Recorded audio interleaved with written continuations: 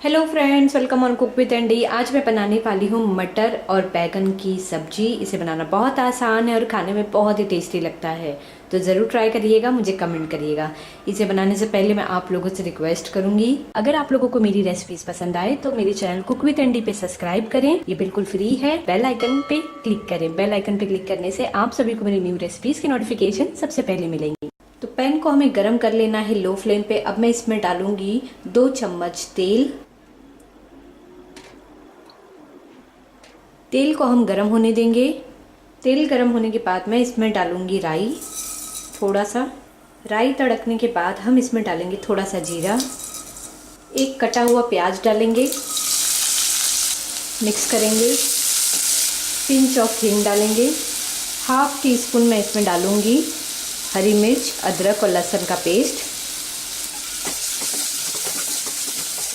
इसे मैं 2 मिनट तक लो फ्लेम पे पकाऊंगी। 2 मिनट प्याज को पकाने के बाद मैं इसमें डालूंगी एक छोटा कटा हुआ आलू। ये ऑप्शनल है। अब डालेंगे कटे हुए बैगन, मिक्स करेंगे।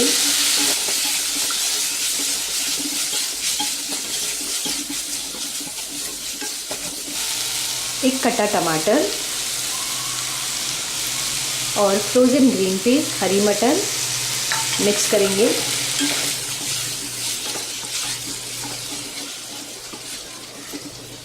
डालेंगे मसाले, 1/4 टीस्पून हल्दी, लाल मिर्च पाउडर हाफ टी स्पून। तीखा आप अपने टेस्ट के अकॉर्डिंग ऐड करें। थोड़ा सा गरम मसाला 1/4 टीस्पून, 1/4 टीस्पून कश्मीरी लाल मिर्च पाउडर, धनिया पाउडर, नमक डालेंगे स्वाद अनुसार। मिक्स करेंगे।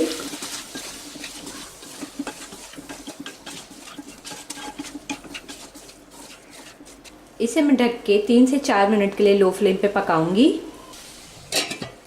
3 मिनट तक हमने इसे पका लिया। मिक्स करेंगे और अब मैं इसमें डालूंगी थोड़ा सा पानी, ताकि आलू और बैगन अच्छे से पक जाएं।